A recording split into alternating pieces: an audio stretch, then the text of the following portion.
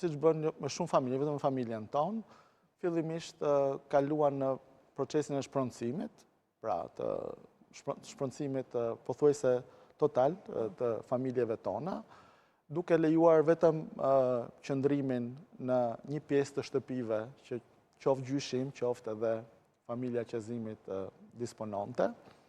Pastaj, me shfaqjen e komedisë në dhjetor të vitit 1948 nga Teatri Popullor, jo rastësisht një javë mbas shfaqjes komedisë, edhe pra bashortja e qezimit, Zoja Herie dhe i biri, djali i vetëm Reshiti, pra dërgohen jo në një kamp të çfarëdoshëm, por në kampin e tmerrshëm të Tepelenës.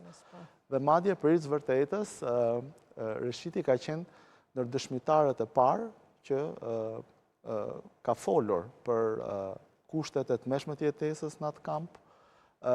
Unë jam vetë dëshmitar, kam dëgjuar si dëshmitar okular kur thoshte që kam varrosur me duart e mia dhjetra fëmijë, të cilët vdisnin për ditë në atë kamp të tmerrshëm për shkak të kushteve jashtëzakonisht të tmerrshme të jetesës, qoftë të higjienës, por edhe mungesës së ushqimit. Newton, Qazim Ulleti ishte prefekti i Tiranës, pra mund ta quajmë figura kryesore e qeverisjes së kryeqytetit. Ama ai u largua nga Shqipëria, duke braktisur, jo në një farë mënyre, po duke braktisur edhe gruan edhe djalin. Edhe kjo është ndoshta edhe keqardhja, pengu.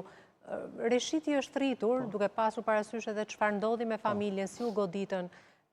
Ka qenë ndoshta një peng i madh i jetës së tij, pra që babai u rezervoi, ndoshta edhe pa dashur këtë lloj fati. Absolutisht, por për të kuptuar e ka vuajtur shumë braktisjen.